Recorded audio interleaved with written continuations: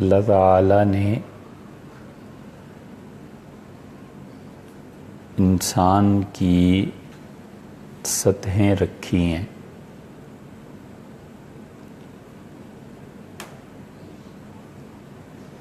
اور ہر انسان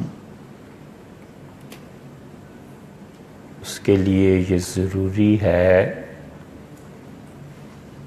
کہ وہ اپنی سطحوں کو پہچانے بھی اور اس کے مطابق کام کرے۔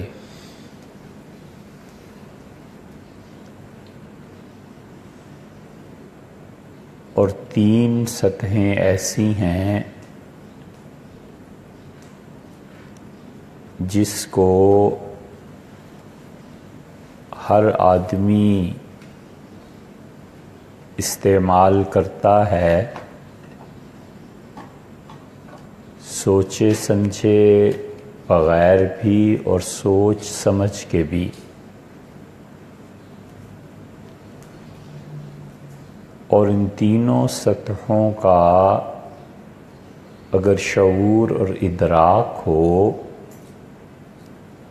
تو انسان اس دنیا میں ایسی زندگی بسر کرتا ہے کہ اسے انجام کار اپنی وراثت میں جنت ملنی ہے۔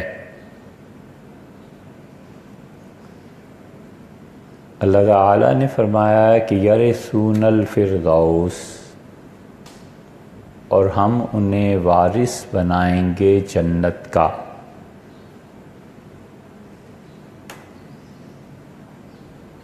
ایک آدمی صاحب علم ہوتا ہے اور اس کی دلیل بھی سمجھ میں نہیں آتی اور اس کے بھی اسباب ہیں۔ بچہ ہے، اس کے سامنے کوانٹم تھیوری بیان کریں تو اس کی ذہنی سطح کے مطابق نہیں ہے، اس لیے قصور اس کا بھی نہیں ہے۔ ایک بچہ ہے اسی عمر کا اور اس کی ذہنی سطح زیادہ ہے، بلند ہے، اس کے لیے خود کوانٹم تھیوری پہ تنقید کرنا یہ بھی ممکن ہے۔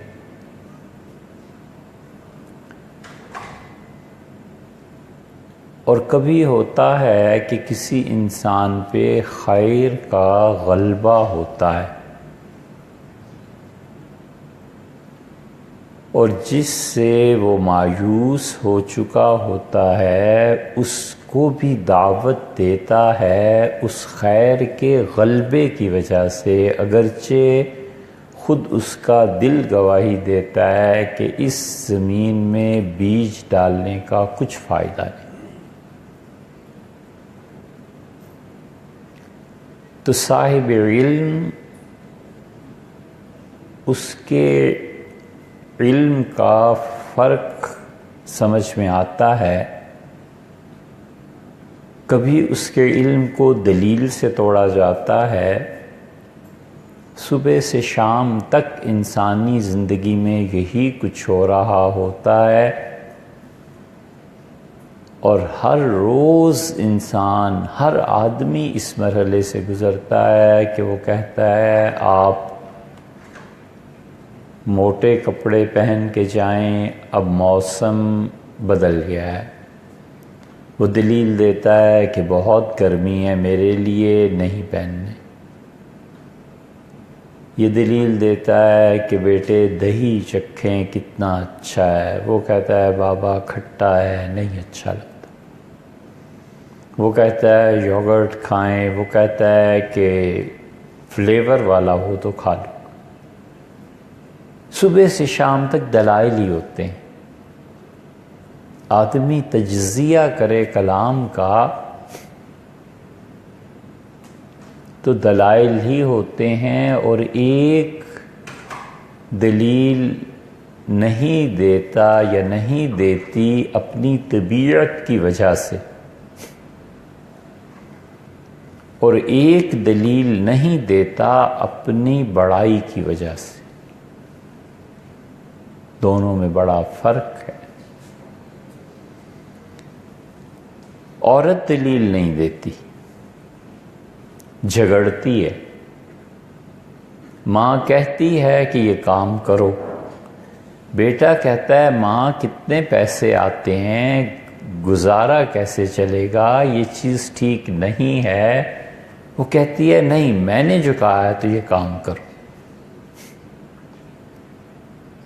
بیوی کہتی ہے کہ یہ پیسے اپنے والد کو دے دیں. وہ کہتا ہے نہیں، اس لیے کہ والد خرچ کر دیں گے اور یہ پیسہ بچا کر رکھو، گھر لے لیں گے، والد کا بھی کام آئے گا، ہمارے بھی کام آئے گا، وگرنہ ان پر تقاضے زیادہ ہیں اور وہ مجبور ہو جائیں گے. تو عورت وہ کبھی کبھی بغیر دلیل کے بات کرتی ہے. آدمی اگر اس مزاج کو سمجھ جائے تو نباہ آسان ہو جاتا ہے، اور کوئی حرج نہیں، اس لیے کہ بچہ بھی بغیر دلیل کے بات کرتا ہے. دلیل کیا ہے؟ کہ کلفی اچھی لگتی ہے، آئس کریم اچھی لگتی ہے. وہ کہتے ہیں کہ بخار ہو رہا ہے آپ کو، اب دلیل کیا ہے؟ بس اچھا لگنا دلیل ہے، دل میں آ جانا دلیل ہے. اور ایک دلیل کے بغیر کرتا ہے متکبر آدمی کہ میں نے کہا تھا کیوں نہیں ہوا. اب اتنی کس کی سمجھ ہو؟ سمجھ تو ہوتی ہے مگر ہمت کس کی اتنی ہو کہ جا کے کہے اوپر کہ صاحب یہ جو کچھ آپ فرما رہے ہیں اس کے یہ نقصانات ہو جائیں گے. قصہ ایک دوست سنا رہے تھے کہ جنرل صاحب نے ایک فائل پہ گڈ لکھنا تھا، انہوں نے جلدی میں GOD لکھ دیا. وہ بریگیڈیئر صاحب کے پاس آئی، پھر اور نیچے آئی، پھر کلرک تک پہنچی. اب جس کا یہ کام تھا کلرک سے، اس نے کہا یہ ٹائپنگ کر رہے ہو تو یہ گڈ ٹائپ کرو، اس پہ سائن کر دیں گے صاحب. اس نے کہا سوال ہی پیدا نہیں ہوتا، ان کے قلم سے GOD لکھا ہے، ڈبل O تو میں کر ہی نہیں سکتا. چنانچہ پھر وہ فائل اوپر تک گئی، پھر اوپر سے تصحیح ہو کے آئی. اس وقت ہوگا ایک اور O لکھنے کا. کہتے تھے کئی ہفتے اس میں لگ گئے. تو یہ تو ایک مثال ہے، وگرنہ متکبر مزاج آدمی وہ دلیل نہ سنے اور نہ دے. یہ علم کا حال ہے. اور جو علم سے معرفت کی منزل طے کر لیتا ہے تو صاحب معرفت میں ایک بات یہ آ جاتی ہے کہ علم نہ بھی ہو تو بھی اس کے کلام میں تاثیر پیدا ہو جاتی ہے. صاحب معرفت کی دلیل سمجھ میں نہ بھی آئے تو اس کے کلام کی تاثیر سے انکار ممکن نہیں ہوتا. یہ بہت بڑا فرق ہے. دیکھنا تاثیر کی لذت کہ جو اس نے کہا میں نے یہ جانا کہ گویا یہ بھی میرے دل میں غالب ہے نا. اس لیے اس کی بڑی مشکل یہ ہے کہ اچھی خاصی غزل میں اتنا کم درجے کا شعر کہہ دیتے ہیں کہ آدمی سوچتا ہے کہ یا اللہ اتنے عالی مضامین میں اور یہ بالکل مور کے پاؤں آ گئے، وگرنہ کمال کا کلام ہے۔ کہیں کہیں کوئی شعر ایسا آتا ہے، ظاہر ہے کہ غالب پھر غالب، دیکھنا تاثیر کی لذت کے جو اس نے کہا، میں نے یہ جانا کہ گویا یہ بھی میرے دل میں، یعنی اس کے کلام میں اتنا اثر ہے کہ جو کچھ وہ کہتا ہے لگتا ہے میرے دل میں پہلے ہی سے یہ موجود ہے۔ تو صاحب علم دلیل دیتا ہے اور دلیل کا توڑ ہے، اور صاحب معرفت کی دلیل سمجھ میں نہ بھی آئے تو بھی اس کے کلام میں تاثیر ہے۔ یہ وہ اصل چیز ہے جو زندگی کو بدل دیتی، بس دلیل نہیں سمجھ میں آتی۔ اسی لیے بہت سے اللہ کے بندے جن کی معرفت الہیہ کمال کو پہنچی ہوئی ہوتی ہے اور مٹے ہوئے ہوتے ہیں، بالکل خاموشی سے ایک بیج کسی کے دل میں ڈال دیتے ہیں، اس پہ درخت لگتا ہے، اس کا پھل آتا ہے 20 سال کے بعد، اور اسے نہیں پتا ہوتا یہ کیا ہے، کیونکہ وہ درخت سارے منازل طے کر لیتا ہے۔ نہ یہ جتاتے ہیں کہ یہ تم سے یہ جو کہا تھا کسی وقت، یہ اس کا اثر اب ہے، ضرورت نہیں ہوتی، کیونکہ اللہ کے لیے کام کیا نا، اور کسی کے لیے تھوڑا ہی کیا۔ تو اس معرفت کا اثر جو تبدیلی پیدا کرتا ہے وہ کئی برس گزر جاتے ہیں اور وہ تبدیلی حقیقی ہوتی ہے۔ اس لیے صاحب معرفت کی تاثیر یہ بالکل ایک الگ چیز ہے، اور صاحب علم کے دلائل کا کاٹ وہ بالکل ایک الگ چیز ہے، دونوں میں بڑا فرق ہے۔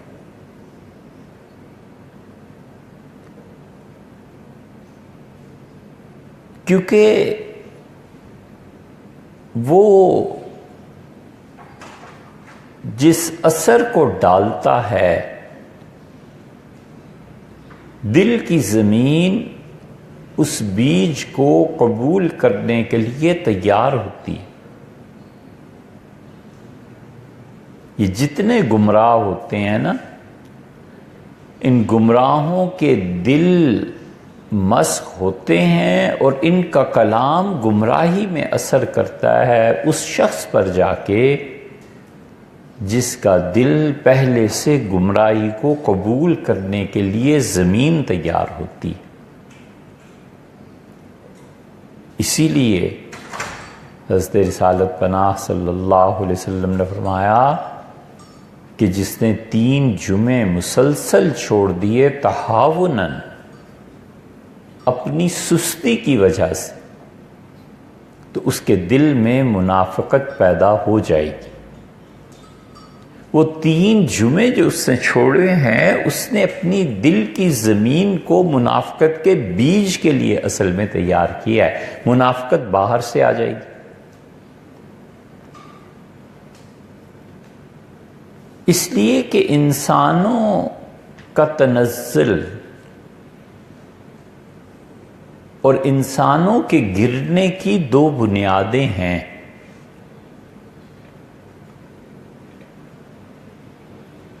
اور اس صاحب تاثیر میں ایک بات خیال میں آ گئی،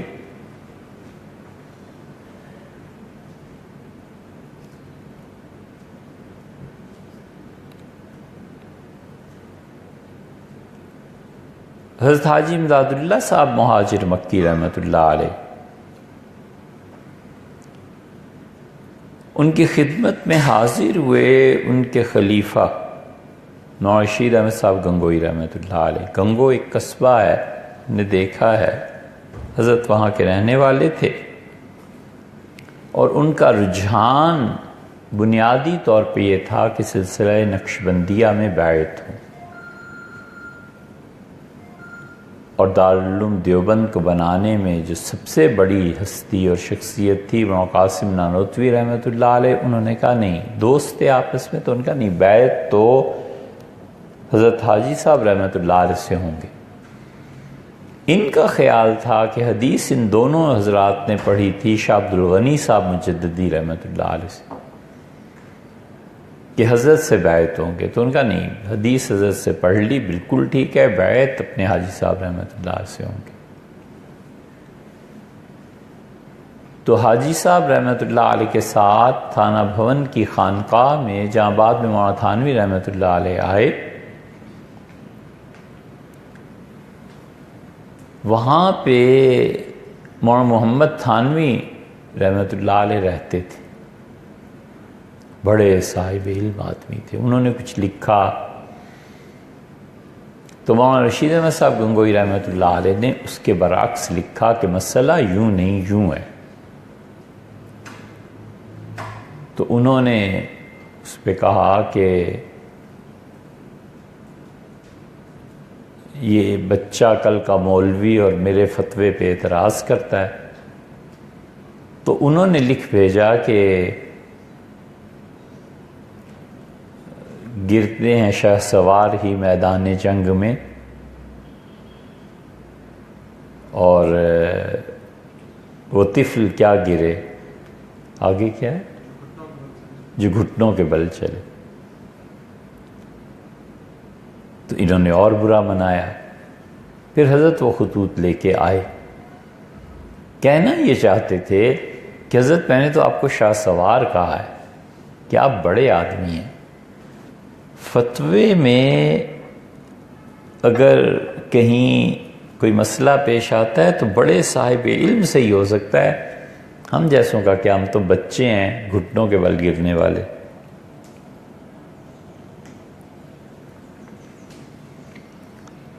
تو مولانا تھے نہیں، ان کی ملاقات ہو گئی حضرت حاجی امداد اللہ صاحب مہاجر مکی رحمۃ اللہ علیہ سے۔ تو حاجی صاحب رحمۃ اللہ علیہ سارا قصہ سنا تو انہوں نے کہا نا اپنے بڑوں سے کوئی مناظرہ کرتا ہے، اور پھر بات چلی نسبت اور تعلق کی۔ قصہ یہ کہ حاجی صاحب رحمۃ اللہ نے بیعت کر لیا، اور ایک ہفتے کے بعد فرمایا کہ مولوی صاحب جو کچھ مجھے آپ کو دولت دینی تھی دے دی، اب اسے آگے بڑھانا یہ آپ کا کام ہے۔ حضرت رحمۃ اللہ فرماتے تھے کہ 20 برس سے زیادہ ذکر کیا، تب جا کر پتہ چلا کہ حضرت نے وہ جملہ کیا فرمایا تھا۔ یہ ہوتا ہے۔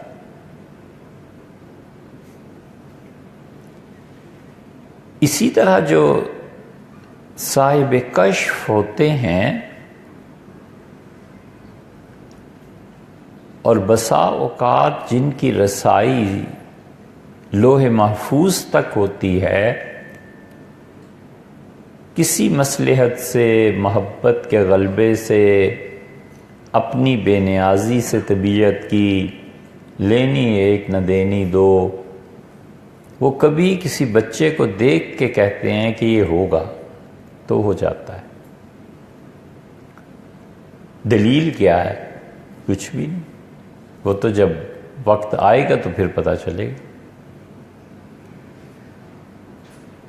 تو صاحب معرفت کے کلام کی تاثیر چاہے دلیل کچھ بھی نہ ہو وہ مرتب ہوتی، اور انسان کی تباہی کی 2 بنیادیں ہیں، ایک خارجی بنیاد ہے اور ایک داخلی بنیاد ہے، بالکل ٹکڑے ٹکڑے اور برباد ہونے کی یہ 2 بنیادیں، کیونکہ انسان کا وجود 3 سطحوں کے ساتھ ہے۔ اور جو باشعور فرد زندگی گزارتا ہے اگر اسے 3 سطحیں معلوم ہوں بڑی کامیاب زندگی ہوتی.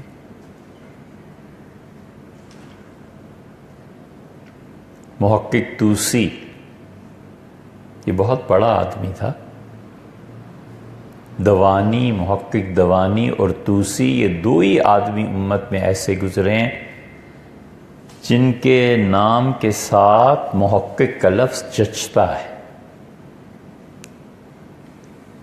بہت بلند آدمی تھے.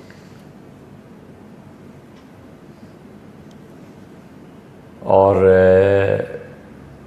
حضرت رسالت مآب صلی اللہ علیہ وسلم نے فرمایا ان الناس کمعادن، لوگ کانوں کی طرح ہوتے ہیں، کمعادن الذهب والفضة، جیسے سونے کی کان اور چاندی کی کان. اور جو شخص گمراہی میں جتنا بڑا گمراہ وہ اسلام میں اتنا ہی اچھا بنے گا جب دین کو سمجھ لے گا. کیونکہ بنیادی طور پہ ایک بچہ ذہین ہے، اسے دین پڑھائیں گے تو اس کے اعلیٰ درجے کے نتائج مرتب ہوں گے. کوئی اور چیز پڑھائیں گے تو اس میں بھی بنیادی طور پہ ذہن ایک ہے.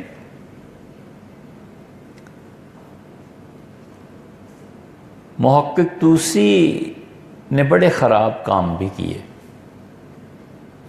بغداد کی تباہی یہ اس کا کارنامہ ہے. دماغ بڑا تھا نا. بغداد کی تباہی یہ اسی کا کارنامہ ہے. خط لکھا قید سے، بھائی نے جواب دیا اور کہا یہ آ رہا ہے ہلاکو، اور اس سے میں نے ذکر کیا ہے اور یہ تمہیں ملے گا.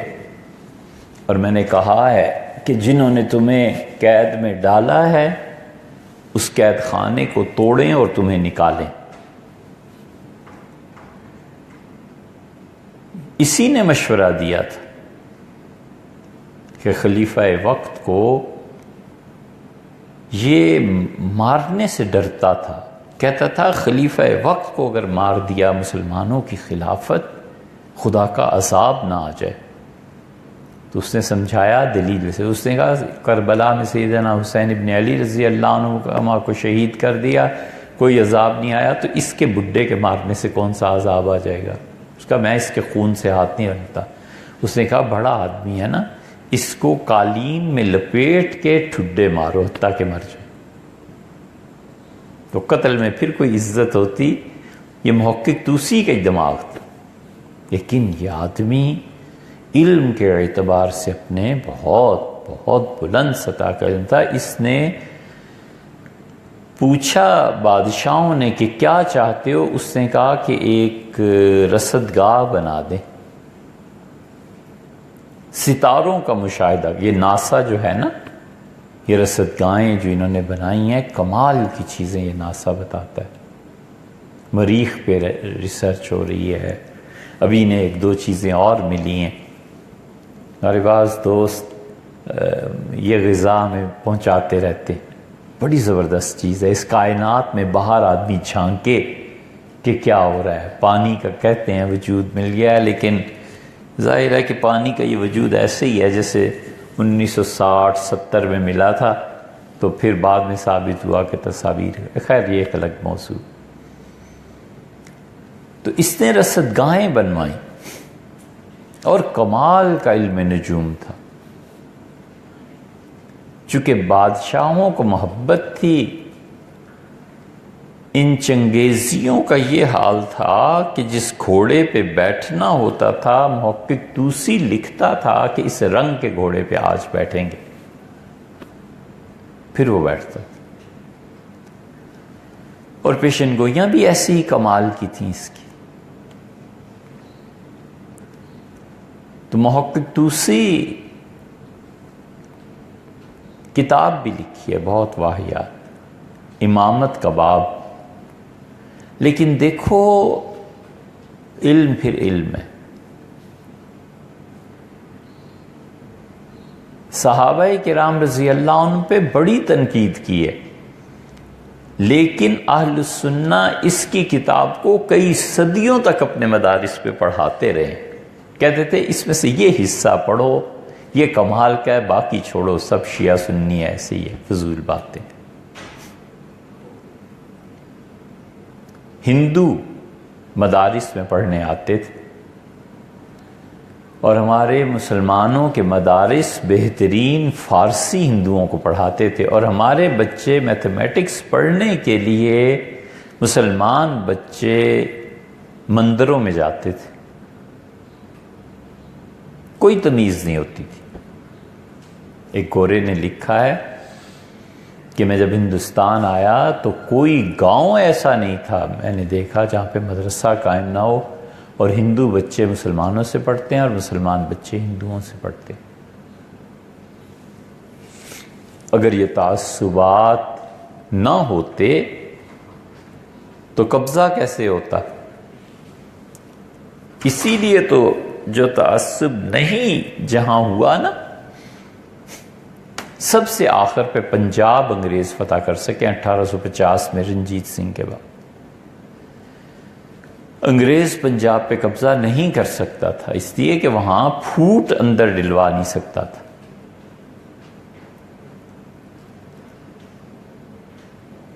تو محقق طوسی پڑھا علم، ہمارے اہل السنہ اسے پڑھاتے تھے۔ اس کی ایک مثال یہ بھی ہے کہ ہمارے یہاں یہ جتنے افتاء کا کام کرتے ہیں نا، فتوے کا، ہم انہیں بار بار کہتے ہیں کہ مولانا احمد رضا خان صاحب کے فتاوی رضویہ کو پڑھو،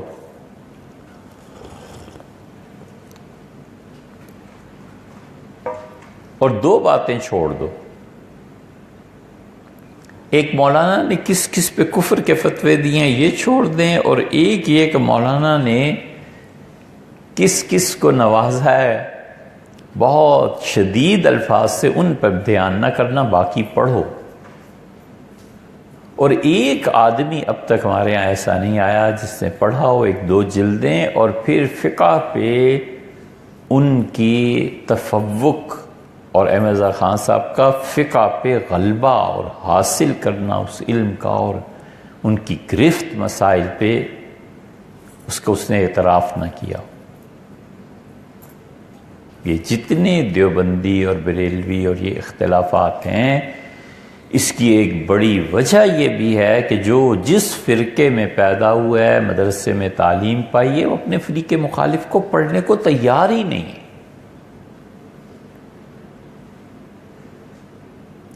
32 جلدیں ہیں مولانا کے فتاوی۔ اللہ کا شکر ہے، اللہ کی توفیق سے جو کچھ ہم نے پڑھا ہے، لائبریری میں نسخہ رکھا ہوا ہے، ہر جلد کے شروع میں ملے گا کہ کون کون سی چیزیں اس میں ایسی ہیں جو بہت اہم تھیں، اپنے اپنے قلم سے اس کی فہرست تیار کی۔ آدمی کے شعور کی سطح جب بلند ہو جائے تو اپنے مخالفین کے رویے پہ، اپنی مخالفت پہ ایک مرتبہ پھر غور کر لینا چاہیے کہ جن سے کل تک لڑا تھا اور انہوں نے میری توہین کی، میں نے ان کی توہین کی، اور کیا کیا کیا، پھر اس سے ریویو کروں۔ مرنا ہے، اللہ کو جواب دینا ہے، اور آخری دم بھی غنیمت ہے کہ آدمی رجوع کرے۔ یہ زندگی کے اصول ہیں، علم کسی کی اجارہ داری نہیں، اور تہذیب اپنی سے مفر اپنے آپ کو ڈبونا ہے۔ علم سے فائدہ اٹھائے، تہذیب کیوں اپنائے؟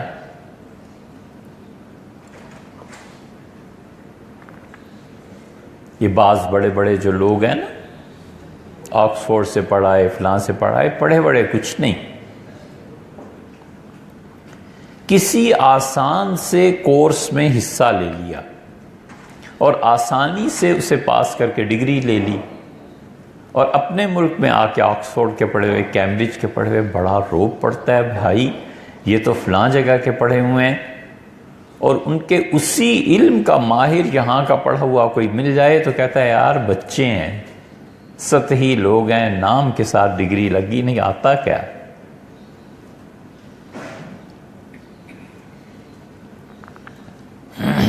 تو یہ محقق طوسی جو تھا، محقق دوانی اور طوسی، یہ دونوں کمال کے آدمی تھے،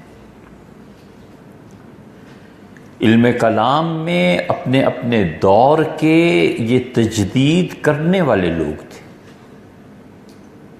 تو محقق طوسی نے بڑا اصرار کیا کہ مجھے رصدگاہیں بنوا دیں۔ رصدگاہ کو کیا کہتے ہیں بھلا سے ہیں؟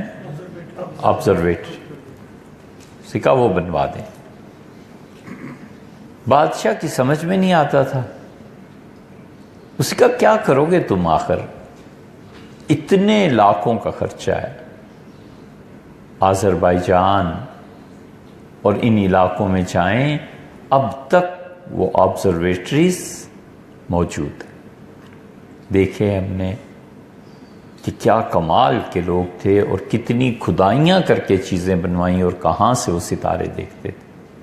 ان مغلوں میں سب سے زیادہ قدردان اور سب سے زیادہ اس علم کا ماہر یہ ہمایوں بادشاہ تھا۔ اس پر خبط کی حد تک سوار تھا، ستاروں سے اتنی اسے دلچسپی تھی کہ سفر میں بھی نہیں چھوڑتا تھا۔ کرہ ایک آلے کا نام ہے، جیسے اسٹیتھوسکوپ، جیسے تھرمامیٹر، اور یہ اس کے ذریعے ستاروں کی پیمائش ناپتا تھا کہ ستارہ کون سا کس درجے پہ ہے آج کل، اس کا اینگل کیا چل رہا ہے، چاند سے کتنا دور ہے، سورج سے کتنا فاصلہ ہے، یہ اسے دیکھ کر زمین پہ نشانات بناتا رہتا۔ اور کرہ یا کرئی افغانوں کی زبان میں بچھڑے کو بھی کہتے ہیں، گائے کا بچہ۔ اتنا اس پہ یہ علم سوار تھا کہ افغانستان گزر رہا تھا، جنگ میں شکست ہو گئی تھی ہندوستان میں، تو رات نیند نہیں آ رہی تھی، تو باہر نکلا اور اپنے ایک محافظ سپاہی سے کہا کہ دیکھو یہاں کہیں کرہ ملتا ہے، وہ لے آؤ۔ بادشاہ خیر روب بھی تھا اس کا۔ ہمایوں کہتا ہے کچھ دیر کے بعد میں باہر نکلا تو بچھڑے ہی بچھڑے کھڑے تھے، گائے کے بچے چیخ رہے تھے۔ میں نے کہا یہ کیا لے آئے؟ اسے کہا آپ نے فرمایا تھا۔ تو پھر مجھے خیال آیا کہ میری غلطی ہے، میں نے اس کی سمجھ کی سطح سے بلند بات کر دی۔ میں تو چاہتا تھا جیومیٹری کا جیسے پرکار ہوتی ہے، جیسے کوئی چیز، میں نے کہا تو وہ لے کے آؤ تاکہ میں آج ستاروں کو دیکھ کے پیمائشیں کر سکوں، اور یہ سمجھا کہ بچھڑے لے آؤ۔ اس حد تک اس پہ غلبہ تھا۔ اسی لیے اکبر جب پیدا ہوا ہے تو یہ اکبر اپنے بچے کا زائچہ اس نے بنایا، اور لکھا ہے کہ اپنے بیٹے کے زائچے کو ٹیبل پہ کہیں رکھ کے اس کے گرد گھومتا تھا اور کہتا تھا میرا بیٹا اتنا مبارک، اتنا زبردست بچہ ہے کہ صاحب قرآن سے بڑھ جائے گا، امیر تیمور کورکانی سے۔ بہت خوش تھا، بہت زیادہ۔ تو یہ سارے لوگ ان چیزوں کو پڑھتے تھے۔ تو محقق طوسی نے کہا کہ مجھے یہ بنا دیں۔ اس سے کہا کیا کرو گے؟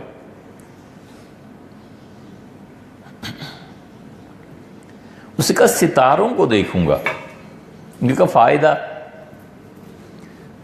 حضرت شاہ ولی اللہ صاحب محدث دہلوی رحمۃ اللہ علیہ نے بڑی صراحت سے لکھا ہے یہ حجت اللہ البالغہ میں ستاروں کے متعلق کہ ان کی حرکات کی تبدیلی سے زمین پہ اثر پڑتا ہے، اور یہ بات مولانا قاسم نانوتوی رحمۃ اللہ نے بھی لکھی ہے، جمال القرآن میں بھی حضرت نے اشارہ فرمایا ہے۔ تو بادشاہ کو چونکہ بڑا عزیز بھی تھا، اس لیے فلسفیانہ دماغ تھا نا، اس نے وزیر اعظم سے کہا کہ کل ایک تماشا کرنا ہے. اس کا کیا کرنا ہے؟ اس نے کہا جب دربار لگا ہوا ہو نا تو یہ ایک بڑا سا پتھر ہے اوپر گیلری میں رکھوں گا اور کچھ نظر نہیں آنا چاہیے، اور ایک دم سے یہ پتھر اس جگہ پہ آ کے گرے گا جہاں پہ سارے وزیر اور بادشاہ درمیان میں آ کے گرے گا. اس نے کہا دیکھ لو بات. اس کا کچھ نہیں ہوتا، بس تمہیں بتانا ہے. پھر دوسرے وزیر کو بتا دیا، پھر تیسرے کو بتا دیا. جب پتھر اگلے دن آ کے گرا اوپر سے تو بادشاہ تو اٹھ کھڑا ہوا، چیخ پڑا یہ کیا؟ وزیر بیٹھے رہے. تو محقق توسی نے اسے کہا کہ یہ میں نے کرایا. اسے غصے میں پوچھا کیوں؟ اس نے کہا تھا کہ آپ کی خدمت میں یہ بات عرض کی جائے کہ جن لوگوں کو علم ہوتا ہے نا کہ کیا ہونے والا ہے، وہ اسی طرح یہ وزیروں کی طرح دیکھا ہے آپ نے، انہیں کچھ نہیں ہوا، اور جنہیں علم نہیں ہوتا ان کی حالت وہ ہو جاتی ہے جو آپ کی ہوئی.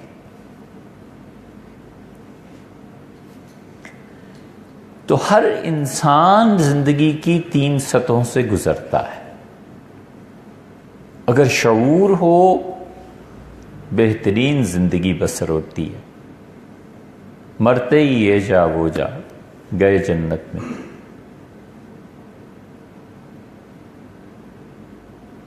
شیخ نے لکھا مولانا زکریا صاحب رحمۃ اللہ علیہ نے کہ ایک دن عصر کی نماز کے لیے ہم کھڑے ہوئے تو بڑا اصرار تھا مجھ پہ یوسف صاحب کا. وہ تھے بیٹے حافظ ضامن شہید رحمۃ اللہ علیہ کے. بار بار مجھ سے کہتے رہے کہ ایک عمل تمہیں بتا دوں گا، مجھ سے سیکھ لینا، رزق بڑا آسان ہو جاتا ہے.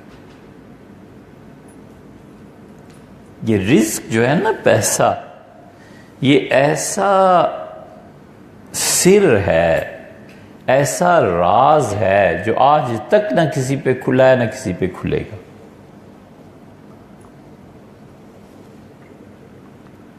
اس کائنات میں اللہ نے جن چیزوں کو راز میں رکھا ہے نا، اس کی جستجو نہیں کرنی چاہیے. یہ خام خواہ سر مارنا ہے. چونٹی کہے کہ ہمالیہ کو ہٹا دوں، تمہاری عمر ہی کتنی ہے اور طاقت ہی کتنی. جو دعوے کرتے ہیں سائنس اور ان چیزوں کے، اور بڑا اللہ نے انہیں نوازا بھی ہے، وہ بھی کہتے ہیں کتنے 4%، 6% کائنات کو سمجھ سکیں. اس کائنات میں اور بڑے بڑے راز ہیں. یا تو آدمی صاحب معرفت ہو اس راز کو سمجھے، اور وہ بھی اللہ سمجھائے تو سمجھے، وگرنہ نہیں. رزق کا یہ رزق ایسا ایسا ایسا تاریک غار ہے جس میں گھس بھی جائے تو سمجھ ہی نہیں آتا، کیونکہ اندھیرے کی وسعت روشنی سے زیادہ ہے. روشنی سورج سے نکلتی ہے اور اندھیرا خود میں اندھیرا ہوتا ہے. اس کی وسعت زیادہ ہے نا، بڑی چیز ہے نا روشنی سے. کیوں دے رہا ہے، کس کو دے رہا ہے، کتنا دے رہا ہے، کچھ پتہ نہیں. بے وقوف آدمی، ڈھنگ کی بات کرنا نہیں آتی، میٹرک فیل، اور کروڑوں اور اربوں میں کھیل رہا ہے. اور اتنا دانا، اتنا عقل مند، پشتینی رئیس اور نواب، اور برتن مانج رہا ہے. یہ کیوں ہے؟ کچھ پتہ نہیں، کوئی سمجھ نہیں آتا. چند پیسے کماتا ہے، اللہ نے اتنا اچھا رکھا ہے، اور کروڑوں کماتا ہے اور کہتا ہے کچھ پتہ نہیں چلتا کہاں سے آیا کہاں. اللہ تعالیٰ کی ایسے راز جو ہیں نا، ان میں زیادہ نہیں پڑنا چاہیے. کام سے کام رکھے، باری تعالیٰ سے مانگتا رہے. بس اس جستجو میں نہ پڑے کہ اس کو اتنا کیوں دیا اور اس کس کو کتنا دیا ہے، کیا فائدہ. تو محقق توسی نے بادشاہ سے کہا کہ دیکھا آپ نے، جسے علم ہوتا ہے اور جسے نہیں علم ہوتا کتنا فرق پڑ جاتا ہے. اس سے کہا اچھا بنوا دو گئی.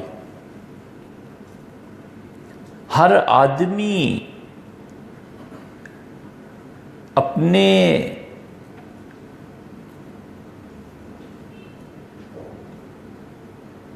اس زندگی کے دور میں 3 سطحیں رکھتا ہے، اور ان تینوں سطحوں کا اگر علم ہو اور اس کے ساتھ جیے تو یہ بہت بڑی چیز ہے، دنیا اور آخرت دونوں بن جاتی۔ جینا ہر ایک میں، ایک انسان کی وجودی سطح ہے اور دوسری سطح شعور کی ہے اور تیسری سطح اخلاقیات کی ہے۔ بس انسان کو چاہیے کہ عمر بھر غور کرتا رہے کہ وجود کی سطح کا کیا حال ہے، شعور کی سطح پہ کیسے جی رہا ہوں، اور ان کے نتیجے میں اخلاقیات کی جو سطح پیدا ہو رہی ہے اس کا کیا حال ہے۔ سب برابر ہیں، بایمانہ کہ جینا تو سب نہیں ہے۔ ایک دیہات میں رہنے والا آدمی ہے، اب تو دیہات کا مسئلہ بھی ایسے ہی ہے، لیکن اللہ تعالیٰ نے اسی لیے دیہات میں رہنے والوں کی مذمت بھی کی، الأعراب اشد کفرا ونفاق، اور یہ گاؤں میں رہنے والے کفر میں اور منافقت میں بڑے پکے ہوتے ہیں، وَأَجْدَرُ اللَّهَ يَعْلَمُ حُدُودًا، اور یہ علم سے بے خبر ہوتے ہیں کہ اللہ نے کیا کیا احکامات کو نازل کیا۔ مذمت بھی فرمائی ہے، اسی لیے حضرت یوسف علیہ السلام نے اپنے بھائیوں کو اور ان کو جب فلسطین سے بولا، فلسطین تو گاؤں تھا نا، تو جب وہ پہنچے تو انہوں نے اپنے بھائیوں سے ایک موقع پہ یہ فرمایا، والدین سے بھی، کہ وَجَاءَ بِكُم مِّنَ الْبَدْوِ، اللہ کا بڑا احسان ہے کہ اللہ تعالیٰ نے آپ کو گاؤں سے نکالا اور شہر کی زندگی دی، بڑا فرق پڑ جاتا ہے۔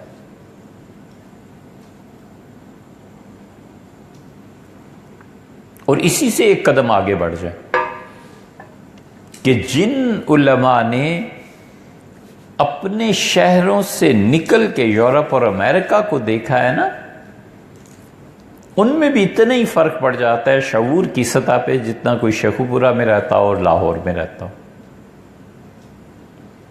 اور جنہوں نے نہیں دیکھا وہ بیچارے جتنا دیکھتے ہیں بس پھر اتنی بات ہوتی ہے۔ اسی لیے انٹرنیشنل لیول کے جو لوگ ہوتے ہیں ان کے فتوے میں اور ایک عام آدمی کے فتوے میں بڑا فرق ہوتا ہے۔ تو وجود کی سطح پہ جینا یہ سب سے پہلے ہوتا ہے، اور اس وجود کی سطح کو آدمی بلند کرے اور اس طرح سے کہ 2 چیزیں ان تینوں سطحوں کو تباہ کرتی ہیں، ایک خارجی چیز ہے اور ایک داخلی چیز ہے۔ داخلی چیز نفس امارہ ہے اور خارجی چیز دنیا ہے۔ نفس امارہ ان تینوں سطحوں پہ اثر انداز ہوتا ہے، اور وہ انسان کے اندر کی چیز ہے، اور دنیا ان تینوں سطحوں پہ اثر انداز ہوتی ہے اور وہ باہر کی چیز ہے۔ دنیا کہتے کسے ہیں؟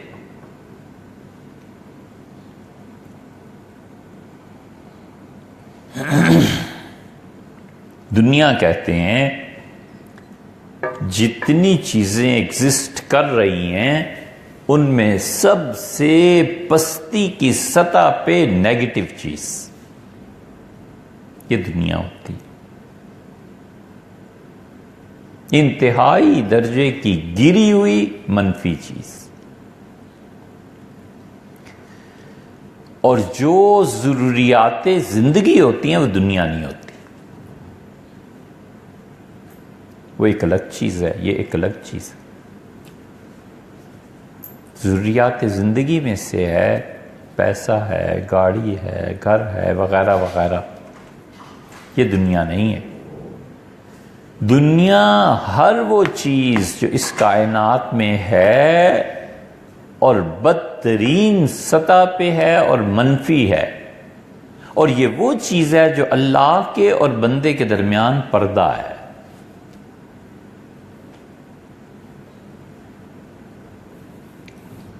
زہر ہے نا، اور زہر کہتے ہیں ضرورت سے زیادہ چیز کو، جو چیز ضرورت سے بڑھ جائے وہ زہر ہی ہے۔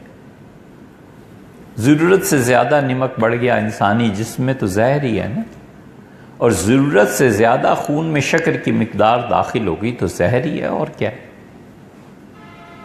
ضرورت سے زیادہ پیسہ بچوں کو دے دے تو زہر ہی کھلا رہا ہے، اور کیا کر رہا ہے؟ اور ضرورت سے زیادہ پیسہ اپنے ہاتھ کی بجائے دل میں آ جائے تو زہر ہے، ہاتھ میں رہے تو ٹھیک ہے،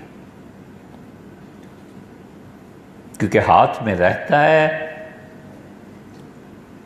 تو مانگنے سے اور احتیاج سے بچ جاتا ہے، اور جب وہ دل میں آ جاتا ہے تو اللہ کے اور بندے کے درمیان پردہ آ جاتا ہے۔ ہر وہ چیز جو ضرورت سے زیادہ ہے نا وہ زہر ہے۔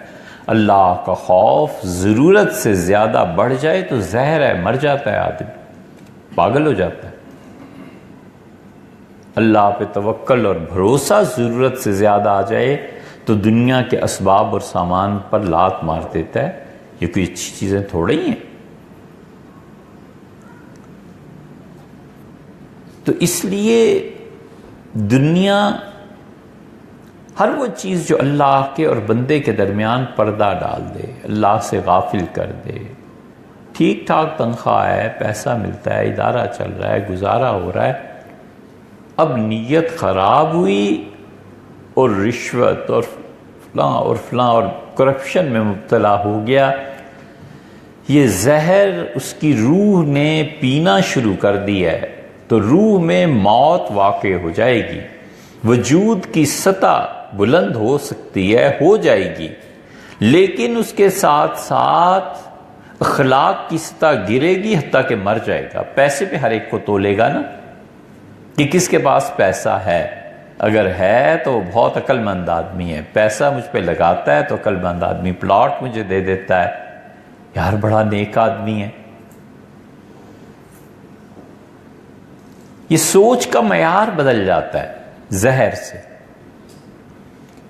اس لیے آدمی 3 سطحوں پہ جیتا ہے، چاہے وہ دیہاتی ہے اور چاہے وہ شہری ہے۔ ایک سطح وجود کی ہے، اس وجود کی سطح کو ان تینوں سطحوں پہ غور کرتے رہنا چاہیے، ہفتے میں، مہینے میں، سال میں، چلتے پھرتے کبھی کبھی غور کرتے رہنا چاہیے کہ یہ تینوں سطحیں اچھی جا رہی ہیں کہ بری جا رہی ہیں۔ وجود کی سطح ہے، برقرار رکھنا ہے، پہلے سے زیادہ تنوع اور اچھے کھانے اور فرمائشیں کرنا شروع کر دی ہیں میں نے۔ یہ اپنے وجود کی سطح پر وجود کی خواہشات کو اپنے اور اللہ کے درمیان میں بنانا شروع کر دیا، نہیں کرنا چاہیے۔ پشاور جا رہے ہو، بڑا اچھا کعوہ وہاں ملتا ہے، میرے لیے لے آنا۔ اچھا دلی جا رہے ہو، وہاں پتیسا وہ جو رام ہیں ان کا بڑا اچھا ملتا ہے، وہ لے آئیے گا۔ اچھا لکھنؤ جا رہے ہو، وہاں سے بالائی کے پان ملتے ہیں، وہ لے آئیے گا۔ ایک ہے مہمانوں کے لیے اور ایک ہے اپنی ذات کے لیے، اس میں بھی فرق ہے نا۔ 4 سدہ کا کھدر ہے وہ چاہیے۔ یہ ساری فرمائشیں جو ہیں نا، یہ فرمائشی پروگرام، یہ سوچنا چاہیے کہ میں کیا کر رہا ہوں۔ وجود کی سطح پہ ضرورت ہے، بالکل ٹھیک ہے، کوئی حرج نہیں، اور یہ سطح سے وجود کی بلند تر چیزیں ہو رہی ہیں، روکنا چاہیے اپنے آپ کو کہ غلط بات ہے۔ یہ اللہ کے ہاں حساب دینا، یہ وجود کی سطح ہے۔ سردی لگتی ہے، چارسدہ کا کھدر کیا چین سے منگوائے؟ بچائے اپنے آپ کو، کیوں اپنے آپ کو خراب کرنا ہے؟ لیکن کوئی ضرورت نہیں ہے۔ اور خدا نہ خواستہ اگر اس کا تعلق نمائش اور ریاکاری سے ہے تو اس کا مطلب یہ ہوا کہ وہ اخلاق کی پستی ہے۔ تو وجود کی سطح کا سوچتے رہنا چاہیے۔ 2 گاڑیاں ضرورتیں رکھے، 4 گاڑیاں ضرورتیں رکھے، کون منع کر رہا ہے؟ مگر ایک سے گزارا ہو سکتا ہے، خام خواہ ہمسایوں کی ضد میں رشتہ داروں کو دکھانے کے لیے یہ وجود برباد کر دے گا اخلاقیات کو۔ اور شعور تباہ ہے ہی ہے، اگر نہ شعور ہوتا کہ جیتے کیسے انسانوں کی طرح تو یہ حرکتیں کرنے کی تھی۔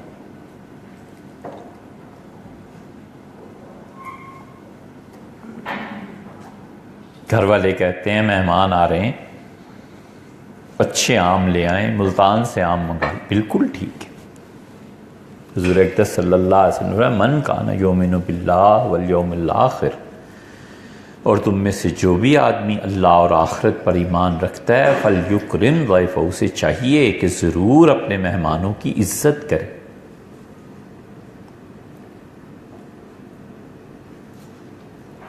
نواب ہیں، بادشاہ ہیں، سردار ہے، وہ بھنے گوشت سے کم کھاتے نہیں، تو اب ان کے سامنے دال ہی رکھنی ہے، وہ کیا کرے گا؟ کھانے میں تو اس کے لیے تکلیف پیدا کرتی نہیں۔ غریب آدمی ہے بیچارہ، سادہ مزاج ہے، یا مزاج یہی ہے کہ جو پک گیا ہے بس لے آؤ، اس سے زیادہ کوئی رد و قد نہیں، تو اس کے لیے اہتمام کرنا اس کو تکلیف میں ڈالنا ہے۔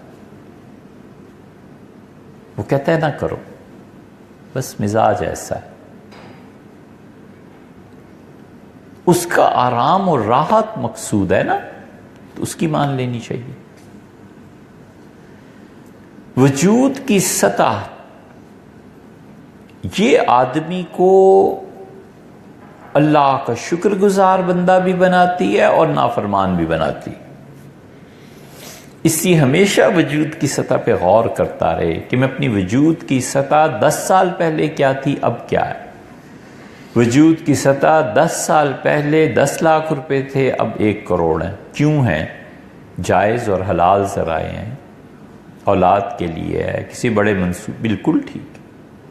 اور کچھ نہیں ہے، ایک ایک کوڑی کو جمع کرنا، یہ میرے دل میں مال کی محبت آنا شروع ہو گئی ہے، رکے، بچائے اپنے آپ کو، اس لیے کہ یہ جہنم کی طرف جانا ہے۔ اس وجود کی سطح کا گرنا دیکھو نا، اب شعور ہے اس کے بعد،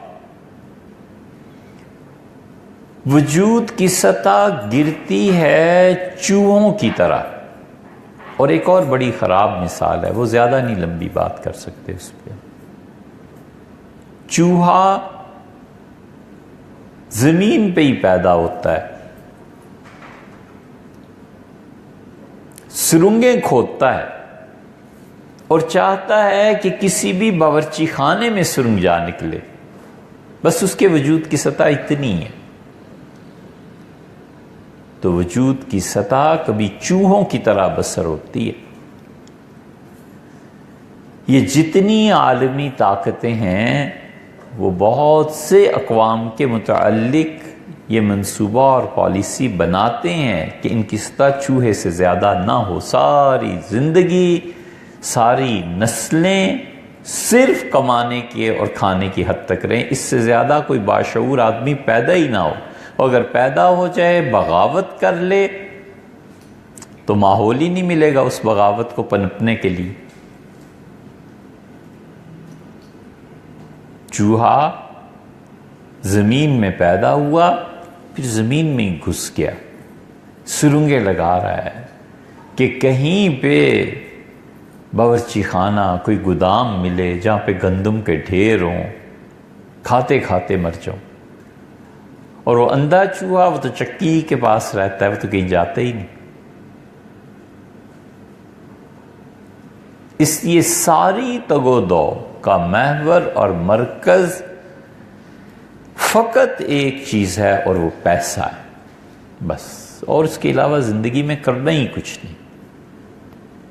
یہ بدترین وجود کی سطح ہے، اسے کتنی ہی آپ دعوت دیں کہ چلو باہر چلتے ہیں، باغ میں چلتے ہیں، اچھی فضا میں سانس لیتے ہیں،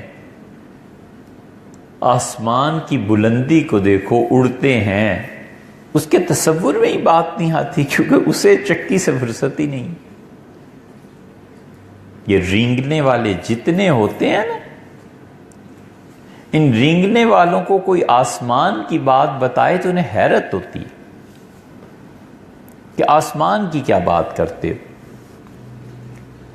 کیونکہ شعور نہیں نا اتنا، تو نسلیں رینگنے میں گزر جاتی ہیں۔ حال ہی کا انتقال ہوا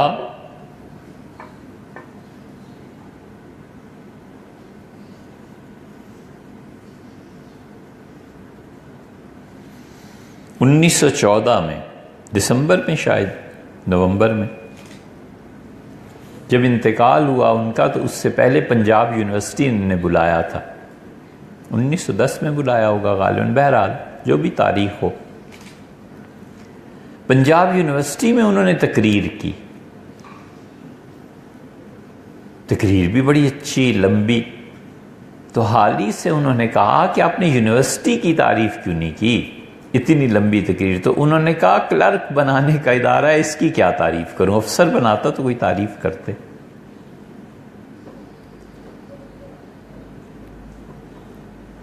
جتنے ادارے ہیں اور جتنا یہ میڈیا ہے، ان میں شعور کی سطح کتنی بلند ہوتی ہے۔ سطح شعور کے ساتھ یہ بات پلٹتی ہے سطح وجود کی طرف، پھر شعور کی سطح بلند ہوتی ہے تو سوچتا ہے کہ کتنے واش رومز کی ضرورت پیش آئے گی، پھر وجود اپنا اظہار کرتا ہے۔ شعور کی سطح بلند ہوتی ہے تو سوچتا ہے کہ قوم ملک کدھر جا رہے ہیں، کچھ کرنا چاہیے، سوچنا چاہیے، اور پھر وہ وجود کی طرف آتا ہے اور کہتا ہے کہ وجود کی قربانی سے شعور میں انقلاب اور فکر پیدا ہوگی۔ اس لیے وجود کی سطح اور شعور کی سطح، یہ دونوں چیزیں دیکھنے کے قابل ہیں کہ شعوری سطح اگر اتنی ہے نا کہ چکی کے ارد گرد ہی رہنا ہے اور زمین میں سرنگ بنانی ہے تاکہ جا کر کسی گودام میں سرا ملے، تو ایسے افراد جس قوم میں غالب آ جاتے ہیں یا بدقسمتی سے اللہ معاف کرے انہیں قوموں کی قیادت مل جاتی ہے، تو پھر سوائے تباہی اور نسل در نسل تباہی کے اور کچھ نہیں ہوتا۔ یہ اندھے چوہے ہوتے ہیں، انہیں پیسہ عزیز ہوتا ہے، اپنا وجود، اور وجود کی بھی وہ حرکتیں جو اللہ کے اور ان کے درمیان پردہ ڈال دیں۔ شعور کی سطح بلند ہونی چاہیے۔ سوچے، پہلے میں کس طریقے پہ سوچتا تھا، اب کس طریقے پہ سوچتا ہوں، اور فکر میں بنیادی تبدیلی شعور میں اگر ایک آ جائے نا، سب ٹھیک ہو جاتا ہے، اور وہ اللہ کی قربت کی فکر ہے، بس اتنی بات۔ شعور میں صرف ایک تبدیلی آ جائے بنیادی طور پہ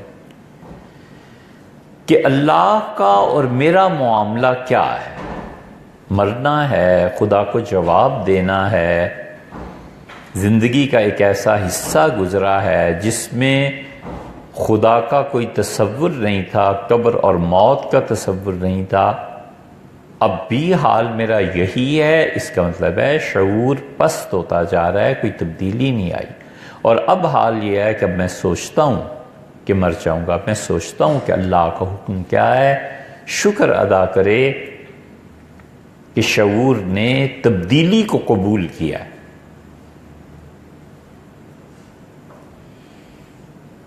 اور یہ دونوں طرف داخل سے نفس امارہ تباہ کرتا ہے اور ظاہر میں دنیا تباہ کرتی ہے۔ ان دونوں کے متعلق میرا رویہ کیا ہے؟ پچھلے 10 سال میں نے نفس امارہ کی اپنی خواہشات کو دبایا ہے، چھوڑ دیا ہے، یا میں نے اس لیے چھوڑ دیا ہے کہ اب جسم ساتھ نہیں دیتا، پیسہ ساتھ نہیں دیتا، پیسہ ہوتا تو اب بھی گولڈن لیبل پیتے، یہی نام ہے، پتہ نہیں، بہرحال جو بھی ہے، بہت سے نام ہیں، اور پیسہ ہوتا تو اب بھی یہ کرتے، پیسہ ہوتا تو اب بھی، اس کا مطلب ہے تبدیلی نہیں آئی، وہ عارضی رکاوٹ ہے۔ جس دن یہ رکاوٹ ہٹ گئی اس دن پھر اسی پہ نفس امارہ لے آئے گا۔ اور اگر اتنی بڑی تبدیلی آ گئی نفس انسانی میں کہ اس نفس امارہ نے اختیار کے باوجود ان چیزوں کو ترک کر دیا ہے تو بڑی اچھی بات ہے۔ انسانی نفس اتنی بڑی طاقت ہے، اتنی بڑی قوت ہے، کوئی چیز سے تبدیل نہیں کر سکتی دنیا میں۔ عمر بھر کی نمازیں اور ایک ایک پائی اللہ کے راستے میں خرچ کر دے، کوئی چیز ایسی ہمیں تو آج تک نہیں ملی کہ نفس انسانی کو تبدیل کرے۔ ایک ہی چیز ہے، وہ اللہ ہے۔ اس کا خوف ٹکراتا ہے نفس انسانی سے، یا اس کی محبت آ کے ٹکراتی ہے اور فنا کر دیتی ہے، بالکل پیس کے رکھ دیتی۔ اللہ کا خوف تبدیل کر دیتا ہے، اللہ کی محبت تبدیل کر دیتی ہے، اور جتنی بڑی تبدیلی اللہ کی محبت پیدا کرتی ہے اتنی بڑی تبدیلی خوف بھی پیدا نہیں کرتی۔ وہ جو خوف ہے نا اللہ کا اور محبت ہے، جب یہ ٹکراتی ہے نفس انسانی سے، پھر اس کے بعد جو خرچ کرتا ہے قرب میں اضافہ ہوتا ہے۔ اس کے بعد جو 2 رکعتیں بھی پڑھتا ہے، وہ پہلی 2 رکعتیں اس کے مقابلے میں 1000 گنا زیادہ ہے۔ وجہ اس کی یہ ہے کہ اب نفس امارہ کے ساتھ ٹکر جو لگی ہے تو یہ نفس چور چور ہو گیا۔ ہر وقت جوتا ہاتھ میں رکھے اور نفس اٹھائے، اس کے سر پہ مارے کہ تم ابھی مرے نہیں، تم ابھی رسوا نہیں ہوئے، بالکل نہیں ماننی۔ اور خارجی چیز جو انسان کو تباہ کرتی ہے، شعور کو بھی وجود کو بھی، وہ دنیا ہے۔ جو چیز ضرورت سے زائد ہے نا، زہر ہے، نکالو اس سے۔ اس لیے بہت سے اللہ کے اچھے بندے تزکیے میں کسی مرحلے پر پہنچتے ہیں تو زوائد سے زیادہ کوئی چیز نہیں ہوتی ان کی زندگی،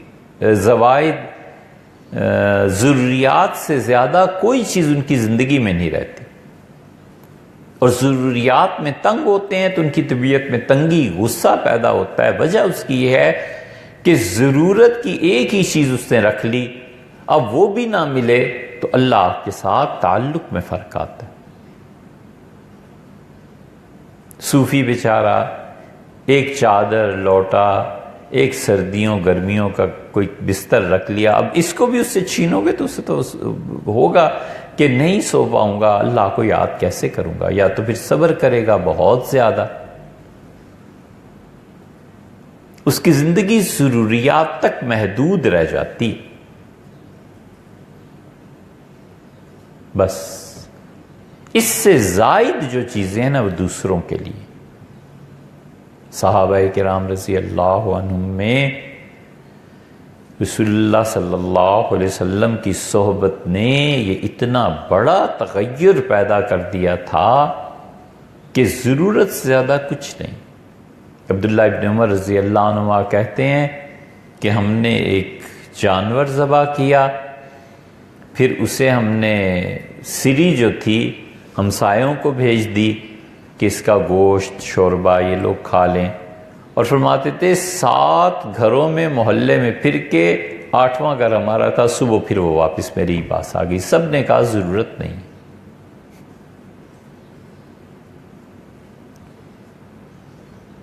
یہ ہے شعور کی سطح جب بلند ہوتی ہے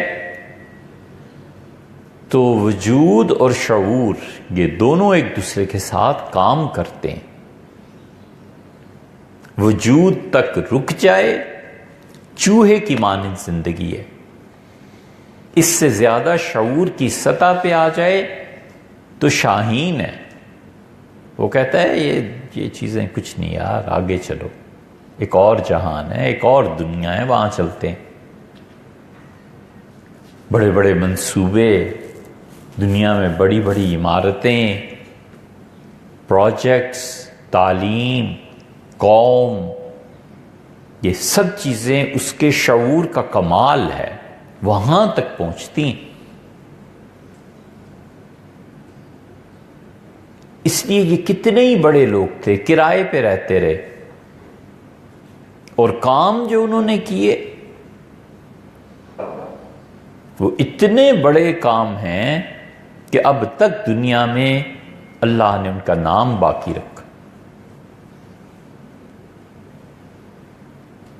مولانا حفظ الرحمان سیوہاروی رحمۃ اللہ علیہ تھے، اب کون ان کا نام یاد کرتا ہے، انڈیا میں پارلیمنٹ کے ممبر ہو گئے، 61-62 میں حضرت کا انتقال ہوا، اور جو کرائے کا گھر تھا وہاں سے جنازہ نکلا،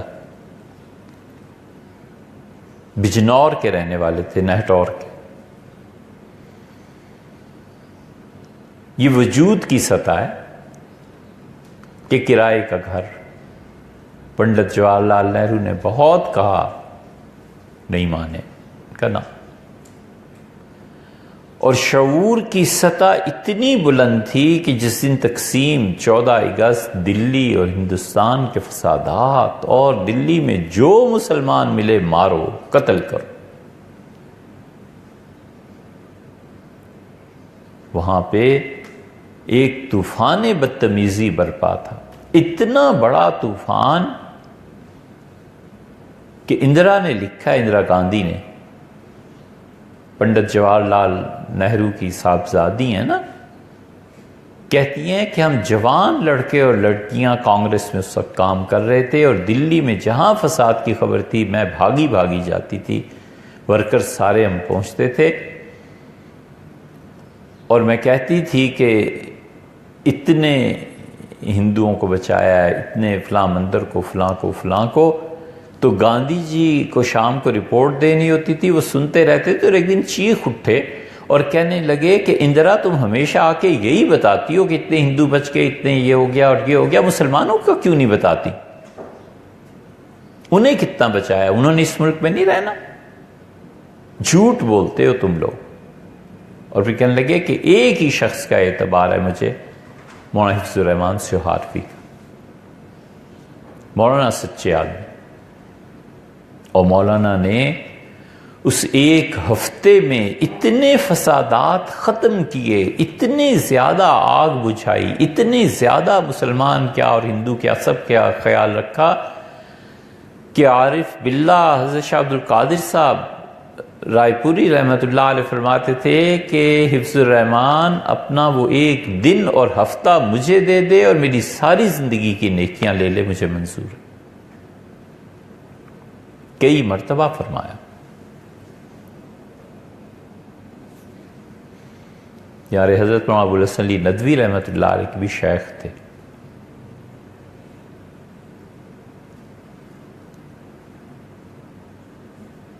مظلومیت بہت تھی، وہ جتنے مظلوم تھے نا، اور ان کے معاصرین نے جتنا حضرت پہ ظلم کیا تھا، اس کا صلہ اللہ نے دیا اور اس کا اجر اللہ نے دیا، اور مولانا منظور نعمانی اور ابو الحسن علی ندوی رحمہ اللہ اور مولانا یوسف صاحب دہلوی، یہ اتنے بڑے بڑے لوگ اللہ نے ان کے قدموں میں ڈال دی، یہ ان کے صبر کا صلہ تھا۔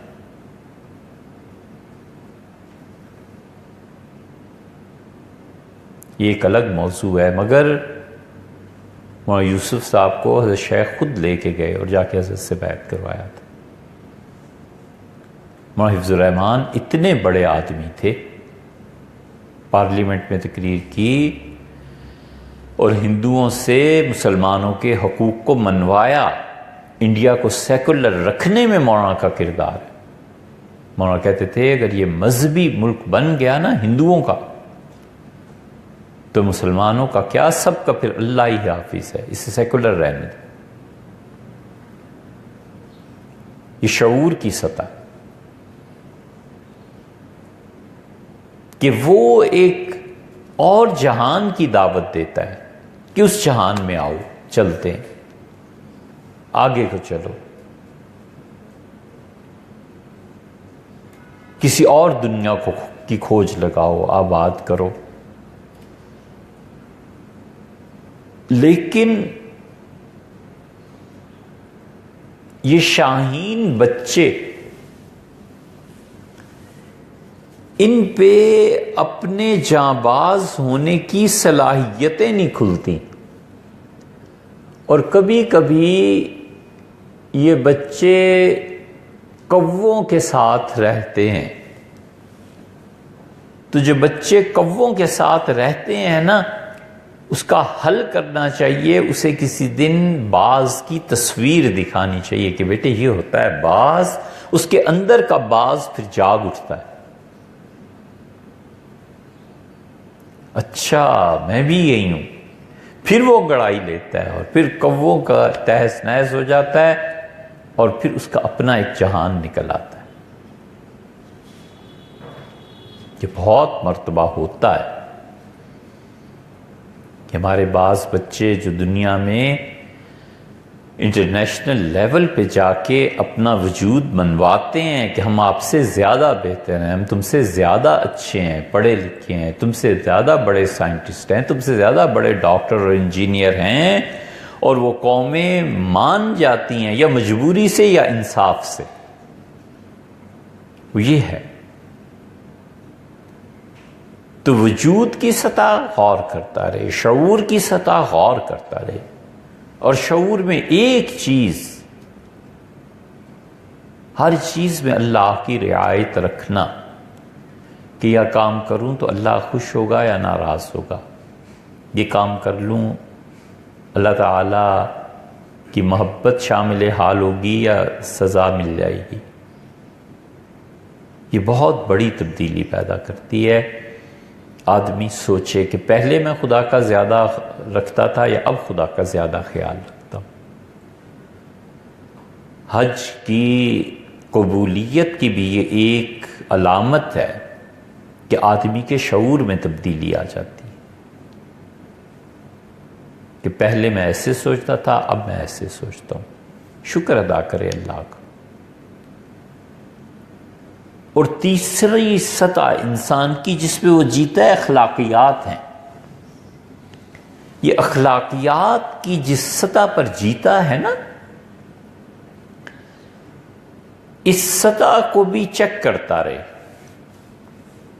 پہلے غصہ کتنا آتا تھا، اب کتنا آتا ہے، اس کو قابو میں لائے، اب کیوں نہیں آتا۔ بڑا اہم فیکٹر ہے۔ اس لیے نہیں آتا کہ پہلے اولاد پہ آتا تھا، اب بچے بڑے ہو گئے ہیں اور اسی حرکت پہ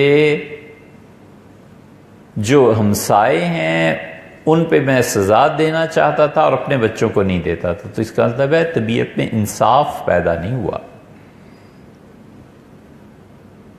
یہ عدل جس کو حضرت عمر رضی اللہ عنہ کے ساتھ منسوب کرتے ہیں، سیدنا عمر رضی اللہ عنہ نے حد جاری کروا دی تھی شراب کی اپنے بہنوئی قدامہ پہ، اور قدامہ بدری صحابی رضی اللہ عنہ تھے، کوئی معمولی آدمی تھے۔ تو قدامہ ناراض ہو گئے، پرواہ نہیں کی، ان کا کوئی حرج نہیں۔ قدامہ کو بحرین بھیجا تھا اور رپورٹ ہوئی کہ آپ کے بہنوئی شراب پیتے ہیں۔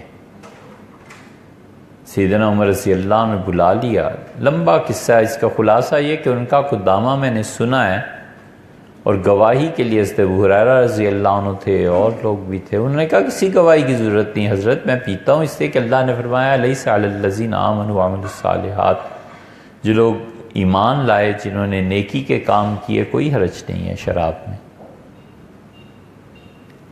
سیدنا عمر رضی اللہ عنہ نے کہا اخطأت فی التاویل، تم نے قرآن سمجھنے میں غلطی کی ہے، یہ تو آیت نازل ہوئی تھی، ہم نے حضور صلی اللہ علیہ وسلم سے عرض کیا تھا کہ احد کے دن بھی جن کے پیٹ میں شراب تھی وہ شہید ہوئے ہیں،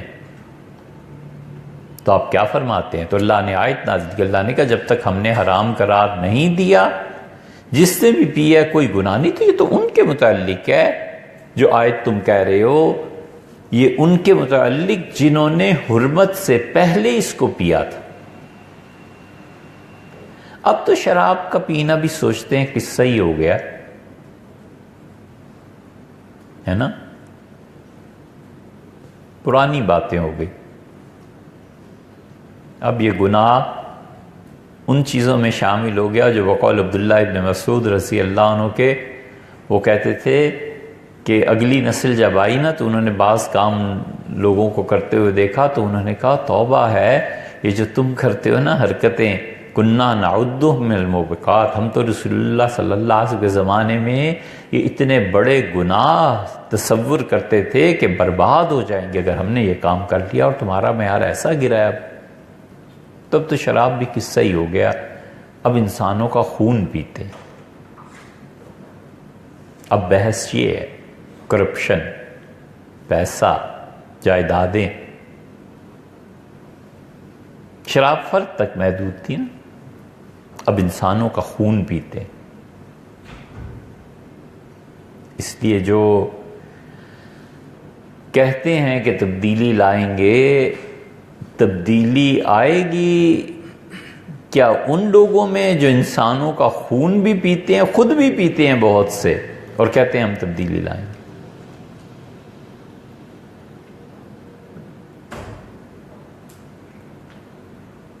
تو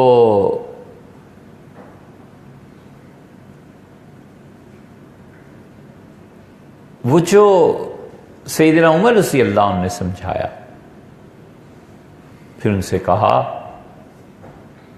انہوں نے کہا حضرت نہ حد جاری کریں، میں نے قرآن سمجھنے میں غلطی کی ہے، لیکن اس کا مطلب یہ نہیں ہے۔ ان کا نہیں، قانون تو ہے، پھر حد تو جاری، وہ حد جاری کر دی۔ پوچھا تو جو لگانے والے تھے حد، انہوں نے کہا قدامہ بیمار ہیں۔ پھر ایک دن پوچھا بیمار، پھر ایک دن انہوں نے کہا قدامہ پہ حد جاری کرو اور قدامہ کا انتقال ہو جائے، یہ زیادہ بہتر ہے، بجائے اس کے کہ اس حد سے پہلے میں مر جاؤں اور اللہ مجھ سے پوچھے تو میں خدا کو کیا جواب دوں گا۔ بیٹے کے متعلق بھی ایسا، وہ عدل ان کی طبیعت کا خاصہ بن گیا تھا، اس لیے انسان اس عدل کے ساتھ اپنے آپ پہ غور کرتا رہے اور اخلاق کی سطح پہ اس غصے پہ قابو پائے۔ آنا ہی نہیں چاہیے، یہ حالت ہو جانی چاہیے کہ مصنوعی غصہ طاری کرے۔ سمجھانا ہے نا، بسا اوقات اس کی ضرورت پیش آتی ہے، ناگواری کا اظہار کرنا ہے، مصنوعی غصہ پیدا کرے اپنے اندر اس موقع پہ، اور موقع ختم ہو گیا، غصہ بھی ختم ہو گیا۔ وہ تو مصنوعی چیز تھی، کوئی حقیقی تھوڑا ہی تھی۔ اس حد تک قابو پانا چاہیے۔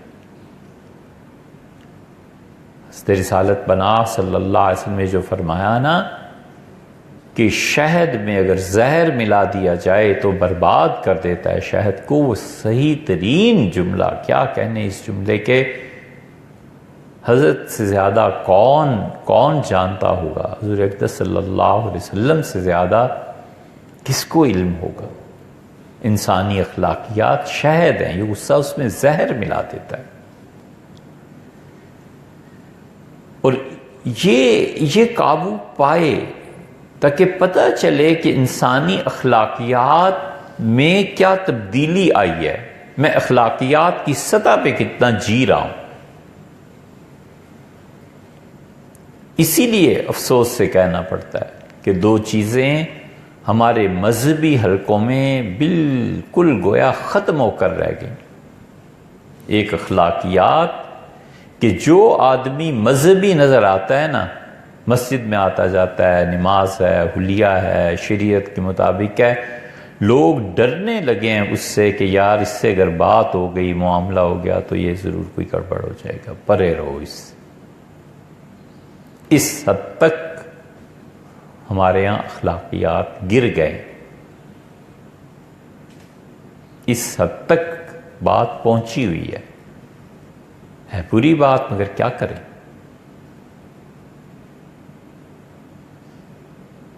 اس اخلاقی سطح پہ اتنی گراوٹ ہے، اور دوسرے ذہین لوگ نہیں آتے. اسی وجہ سے کوئی نیا فتنہ بھی نہیں پیدا ہوتا، نئے فرقے بھی نہیں پیدا ہوتے. نئے فرقے بھی ذہین لوگ پیدا کریں گے. یہ جتنے بھی ہیں یہ سب کے سب جھوٹا کھا رہے ہیں پچھلوں کا. ان سے پہلے بھی دنیا میں ایسے امت میں لوگ گزر چکے. کوئی ایسا فتنہ پیدا ہو جو پہلے نہ ہوا ہو، کوئی ایسی دلیل لائے جو پہلوں نے نہ دی، وہ کچھ نہیں.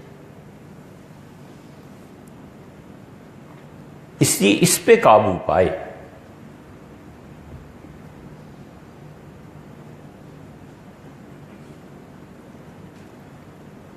کئی طریقے ہیں ضبط کرنا. کبھی کبھی اپنے آپ کو ضبط کرنے میں بڑھانا پڑتا ہے، جبر کرے اپنی طبیعت پہ، اور اپنے نفس کو کبھی کھلی چھٹی نہ دے. کبھی ایسے بھی ہوتا ہے، اور یہ ہوتا ہی ہے، کبھی نہیں، یہ ہوتا ہی ہے. یہ جو لوگ محبت کے ساتھ کہیں بھی بیعت ہوتے ہیں نا، تو شیخ کی مزاج اور طبیعت کا اثر اس پہ پڑتا ہے.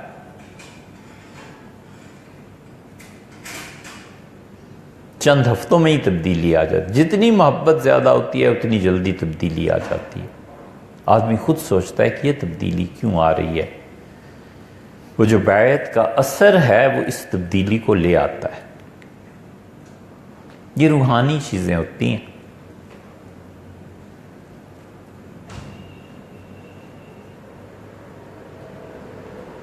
دلی گئے تو روی شنکر، انہوں نے ان کے ہاں جانا تھا، تو جو ان کے کارکن تھے، جوان لڑکے، انہوں نے رات کا کھانا ایک ہوٹل میں کھلایا. تو خاموشی سے کھانا کھا رہے تھے. تو ایک نے ہمیں کہا کہ ہمارے دھرم پہ بھی غور کیجئے، اس کو بھی پڑھیے، ہم کیا تعلیم دیتے ہیں. بات اصل میں یہ چلی کہ روی شنکر کیا تعلیم دیتے ہیں. تو یہاں کے بہت سے جو وفد میں گئے تھے، ہم نے کہا ہمیں کوئی نئی بات بتائیں جو تعلیم. ان کا یہ میں نے کہا یہ تم ہمارے صوفیہ کے ہاں ہے؟ کہیں؟ میں نے کہا جی ہاں یہ ہے. انہوں نے کہا وہ اس طرح بتاتے ہیں. ہم نے کہا یہ سب موجود ہے، پہلے ہندوستان میں سب موجود ہے، نئی بات کیا ہوئی؟ انہوں نے کہا یہ چیز. ہم نے کہا مرزا مظہر جان جانا رحمۃ اللہ علیہ تعلیم دیتے تھے، اس کی نئی بات بتاؤ یار، نئی بات کیا ہے؟ کوئی نئی بات نہیں نکلی. تو وہ خیر لمبا قصہ ہوا. اس کے بعد انہوں نے ہمیں دعوت دی کہ ہم ان کے دھرم پہ غور کریں. کھاتے رہے کھانا. تو ایک نے ہمیں دوسرے نے سمجھایا. اس نے کہا کچھ باتیں مان کے چلنے کی ہوتی ہیں اور کچھ باتیں چل کے ماننے کی ہوتی ہیں. تو آپ چلیے ہماری روش پہ، پھر آپ مانیں گے کہ ہمارا دھرم سچا ہے. ذہن میں آتا رہا بار بار کہ آخری وحی جو آئی ہے یا تو اس کا انکار کر دیں، اور اگر اس کو ماننا ہے تو اس نے کہا ہے وَمَن يَبْتَغِ غَيْرَ الْإِسْلَامَ دِينًا فَلَن يُقْبَلَ مِنْهُ، اور جو اسلام کے علاوہ کوئی اور دین قیامت میں ہمارے پاس لے کے آئے گا ہم اسے قبول نہیں کریں گے.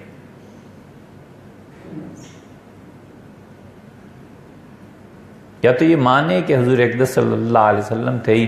ابھی ایک کتاب آئی ہے بھئی کہ حضور صلی اللہ علیہ وسلم کی شخصیت دنیا میں تھی ہی نہیں. Does Muhammad exist? محمد صلی اللہ علیہ وسلم کو وجود تھا؟ اس نے بڑے دلائل دیے کہ ایسے ہستی کوئی نہیں گزری. وہ سب ذہنی خلجان ہے. سیدنا مسیح علیہ السلام کے بارے میں ایسے لکھتے ہیں نا تو پاگل پنا ہے. اللہ نے کہا ہے جو بھی اسلام کے علاوہ کوئی دین لے کے آئے گا ہم قبول نہیں کریں گے، ہم نہیں مانیں گے. بس تو یا تو اس کا انکار کر دے کہ وہی آئی ہی نہیں، آئی ہے تو گڑبڑ ہو گئی ہے. جب یہ سارے اصول اپنی جگہ پر قائم ہیں کہ وہی بھی آئی ہے، نبی علیہ السلام بھی آئے ہیں، آخری بھی تھے، پھر اس کے نتیجے میں جو تعلیم ہے اس کا کیسے انکار کیا جا سکتا ہے؟ تو یہ روحانیت کی بہت سی چیزیں ایسی ہیں جو انسان غور کرے نا تو ہر آدمی کے ساتھ گزرتی ہیں.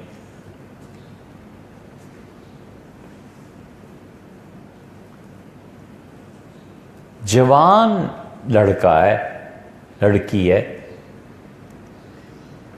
نیند سے ذرا اٹھا کر تو دیکھو،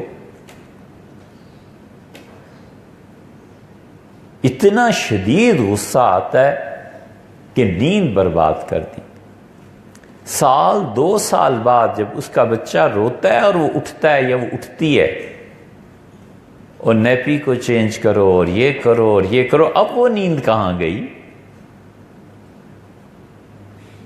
2 سال پہلے جو عذاب آ جاتا تھا گھر میں اب کیوں نہیں آتا؟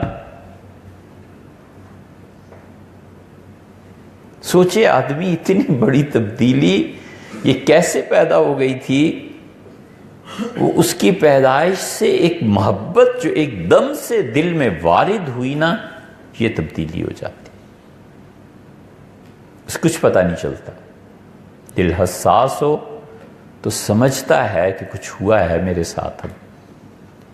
ایسے ہی بہت سے اللہ کے بندے، ان کے ساتھ جن لوگوں کا محبت کا تعلق گہرا ہوتا چلا جاتا ہے، پھر آہستہ آہستہ وہ شیخ کا جو نفس انسانی اور اخلاقیات ہیں وہ ادھر منتقل ہونا شروع ہو جاتی. علم کا ذوق، مجاہدے کا ذوق،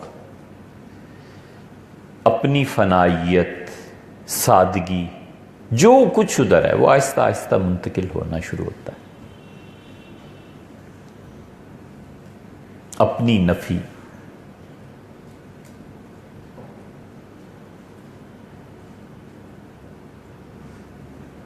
سب سے نمایاں یہ جو چیز تھی نا، غصے پہ قابو اور اپنی نفی. اور اپنی نفی تو اس حد تک کہ کوئی چیز اسے لا ہی نہیں سکتی کہ اپنے وجود کے متعلق وہ اثبات کرے. گھٹی میں داخل ہو گئی. وہ سب سے زیادہ حضرت شاہ عبد القادر صاحب رائے پوری رحمۃ اللہ علیہ تھی، ان کے شیخ شاہ عبد الرحیم صاحب رحمۃ اللہ علیہ تھی. وہ سلسلہ ہی ایسا پاک ہے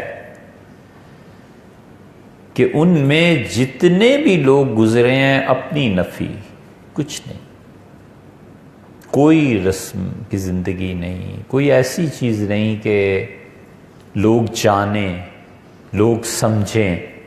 کہ اتنے بڑے شیخ وقت ہیں. ایک مرتبہ ڈی ایم مل ہے پنڈی میں، چوڑ کے پاس.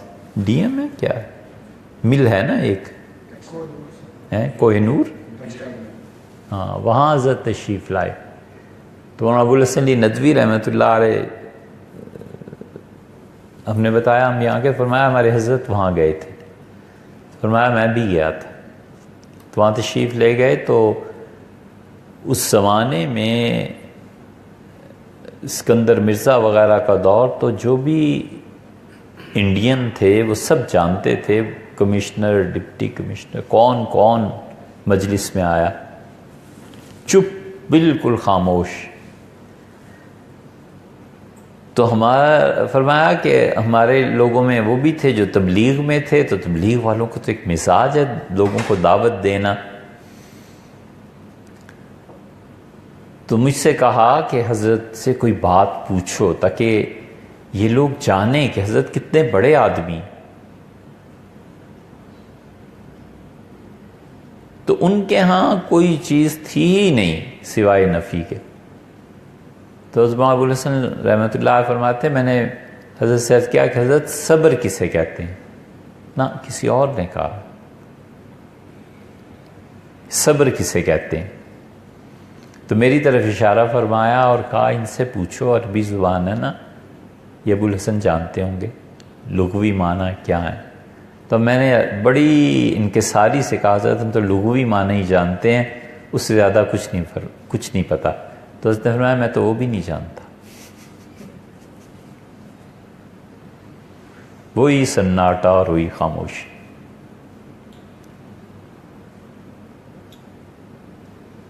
یہ جو اپنی فنائیت تھی نا، اور جو کچھ بھی کہا وہ علوم اور معارف تھے جو ان کے قلب پہ وارد ہوتے تھے، وہ بھی بہت بڑی چیز تھی، بہت بڑی چیز تھی.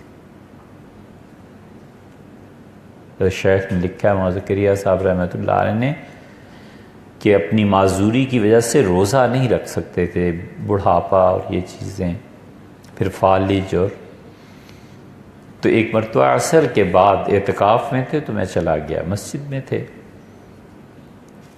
تو دوا کھا رہے تھے اور اتنا نور برس رہا تھا کہ میں بالکل گم ہو گیا کہ جس شخص کے روزہ نہ رکھنے میں اتنا نور برس رہا ہے، اگر یہ روزہ رکھتے ہوتے تو کیا ہوتا.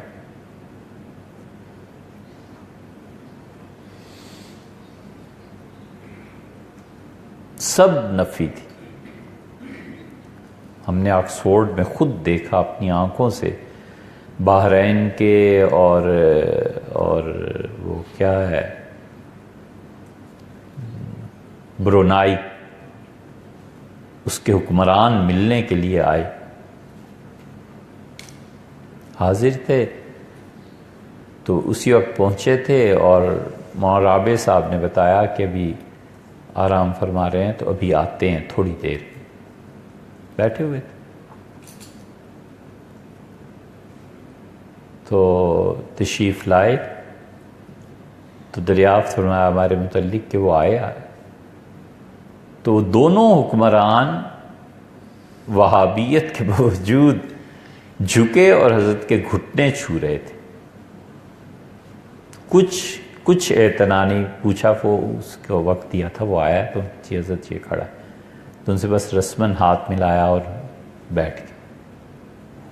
برونائی اور بحرین کے حکمران جس آدمی کے گھٹنوں کو ہاتھ لگائیں اور اس کے نفس سے طیبہ پہ اثر ہی نہ ہو کہ کون ہے اور کون نہیں ہے، یہ استغنا ہے دنیا سے اور اہل دنیا سے. بہت بڑی چیز. اس لیے اسباب جو وجود کو ثابت کرتے ہیں ان اسباب سے گریز. یہ قبولیت عند اللہ یہاں سے شروع ہوتی ہے. کہ جو اسباب وجود کو جنم دیتے ہیں نا، ان سے ہٹ جانا۔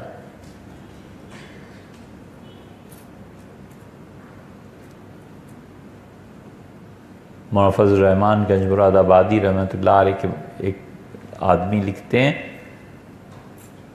کہ گورنر جنرل ہندوستان ملنے کے لیے آیا۔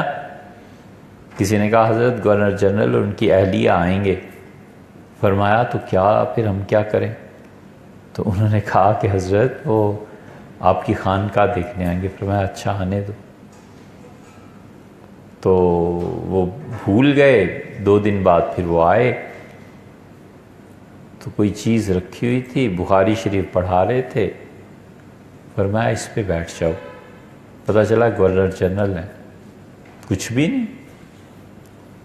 اس نے کہا حضرت حاضر ہوئے ہیں، کوئی برکت کی چیز۔ تو فرمایا مٹھائی رکھی تھی، لاؤ۔ وہ مٹھائی کا چورا تھا، فرمایا یہ کھا لو۔ بس بخاری شریف پڑھاتے رہے۔ جاتے ہوئے اس نے کہا حضرت کوئی نصیحت؟ فرمایا ظلم نہ کرنا۔ لوگوں نے کہا حضرت گورنر جنرل، فرمایا میں بھول ہی گیا، یاد ہی نہیں رہا۔ اور یہ دنیا ہی تو ہے کہ اگر ہاتھ ملا لیں کسی سے تو ہفتہ 10 دن تو وہ ہاتھ ہی الگ رکھتے ہیں کہ نواز شریف صاحب سے ہاتھ ملایا، عمران خان سے ملایا، فلاں سے۔ یہ سب اپنا وجود ہے، اور اس وجود کو حق پہ غالب کرنا یہ کفر ہے۔ اپنے وجود کو حق پہ غالب کرنا یہ کفر ہے۔ اسی لیے تو سارے جھگڑے اٹھتے ہیں۔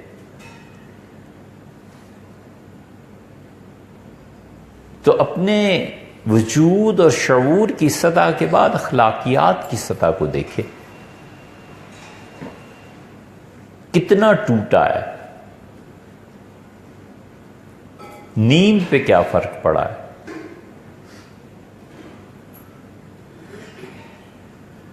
نیند پہ فرق ایک تو یہ ہے کہ آدمی سوتا ہے 6 گھنٹے، 8 گھنٹے، 10 گھنٹے، جتنے میں اس کی نیند پوری ہوتی ہے ضرور کرے، نہیں کرے گا تو پاگل ہو جائے گا۔ اور ایک ہے کہ وہ نیند کو تقسیم کرتا ہے کہ رات کے آخری پہر میں اللہ کے سامنے رہے، موجود رہے۔ اس سے انسانی نفس کچلا جاتا ہے۔ حیا اشد وطن، اللہ نے کہا کہ تمہارا نفس کچلا جائے گا۔ وَأَقْوَمُ قِيلًا، اور اس وقت جو ہم سے دعا مانگو گے وہ سب سے اچھی ہے، کیونکہ احتمال کوئی نہیں رہتا، کوئی سن ہی نہیں رہا، اللہ ہی ہے۔ تو جو اس وقت اللہ کے ساتھ تعلق اور مناجات ہوتی ہیں، اور وہ اس وقت جو اسرار اس کائنات کے کھلتے ہیں اور رموز سلطنت شب، وہ جو کچھ ہوتا ہے وہ اس وقت میں ہوتا ہے۔ انسان کی طبیعت میں تبتل پیدا ہوتا ہے۔ تبتل کا مطلب یہ ہے کہ دل سے وہ کٹ جاتا ہے۔ کائنات کی بڑی سے بڑی دولت اور لالچ اور بڑے سے بڑے آدمی کا رتبہ اور عہدہ اسے سچائی سے نہیں ہٹا سکتا، یہ طبیعت ہو جاتی ہے بس۔ وَتَبَتَّلْ إِلَيْهِ تَبْتِيلًا، اور اللہ نے کہا اللہ کے ساتھ جڑ جاؤ، سب چیزوں سے ہٹتے ہوئے، سب چیزوں سے ہٹ جاتا ہے۔ عہدے کا روب نہیں پڑتا، پیسے کا روب نہیں پڑتا، کسی بھی چیز کا روب نہیں پڑتا۔ وجہ یہ ہے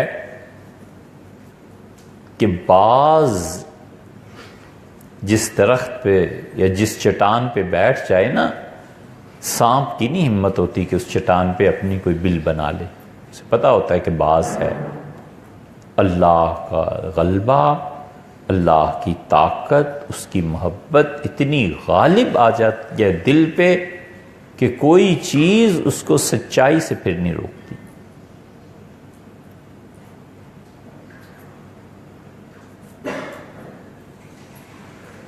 کوئی بڑی سے بڑی چیز بھی حق بات کہنے سے نہیں روکتی اور جھوٹ سننے پہ آمادہ نہیں کرتی.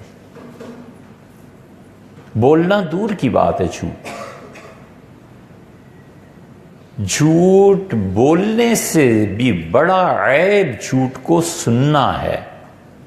یا تو اس لیے سنیں کہ جبر ہے، ظالم ہے، ظالم کا جھوٹ بولنا پڑتا ہے، سننا پڑتا ہے.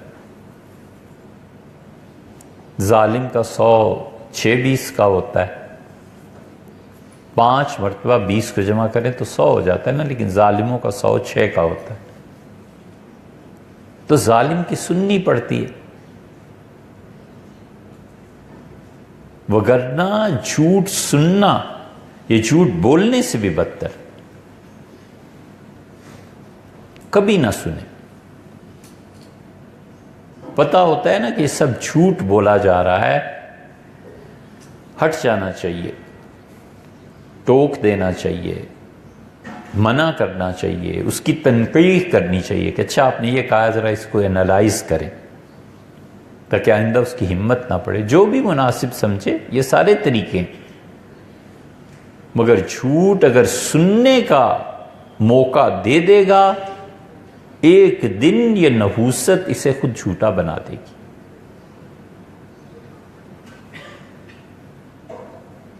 اس لیے یہ 3 سطحیں ہیں: وجود کی سطح، شعور کی سطح اور اخلاقیات کی سطح. اس پہ غور کرنا چاہیے. ہر مہینے، ہر ہفتے جب بھی وقت ملے نا، اس کو سوچتے رہنا چاہیے کہ میرے وجود کی سطح اسباب سے زیادہ جڑ رہی ہے یا اللہ کی طرف جھکاؤ زیادہ ہے. وجود کی سطح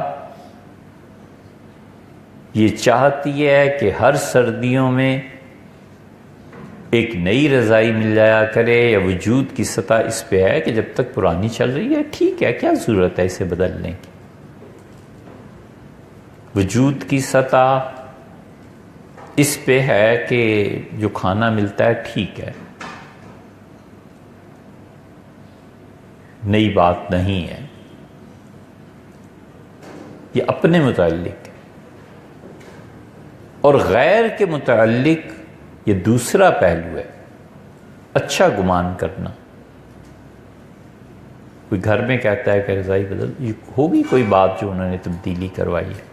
کوئی فرمائش کرتا ہے کھانے کی، ضروری نہیں ہے کہ وہ اپنے لیے کرتا ہے، وہ اس لیے فرمائش کرتا ہے کہ مثلا باپ نے کہا بیٹیوں سے کہ بیٹی آج یہ پکائیے، بہت اچھا ہے، بہت لذیذ ہے، ہمیں بہت پسند ہے.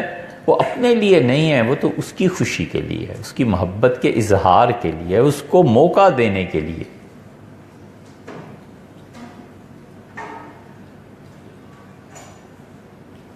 اور شعور کی سطح کہ اشیاء کو پہلے میں کس نظر سے دیکھتا تھا، اب کس نظر سے دیکھتا ہوں. وہ نظر ہی ختم ہو گئی جس نظر سے کسی چیز کو میں دیکھتا تھا. اچھا اب کیا ہے؟ پہلے کس حد تک شعور تھا اپنی ذات کا، اپنے اعزاء و اقارب کا، اب اس شعور میں اضافہ ہوا ہے کہ اپنے محلے کو، شہر کو، ملک کو، عالمی چیزوں کو. یہ شعور نے یہ فیصلہ کیا کہ فضول باتیں ہیں، کچھ نہیں ہے، یہ کوئی اور میدان ڈھونڈو، اس میدان میں چلتے ہیں. اور اخلاقیات کی سطح، غصے میں کیا فرق پڑا، رویے میں کیا فرق پڑا، اللہ کی محبت میرے نفس سے کتنی ٹکرائی ہے. اللہ کی محبت جب غالب آتی ہے اور نفس انسانی سے ٹکراتی ہے تو تیا پانچا ہو جاتا ہے، کایا کلپ ہو جاتی ہے. بس یہ صحیح لفظ ہے کہ کایا کلپ ہو جاتی ہے، بالکل بدل دیتی ہے۔ سوڈے کو پانی میں ڈالیں نا، کیا اثر ہوتا ہے؟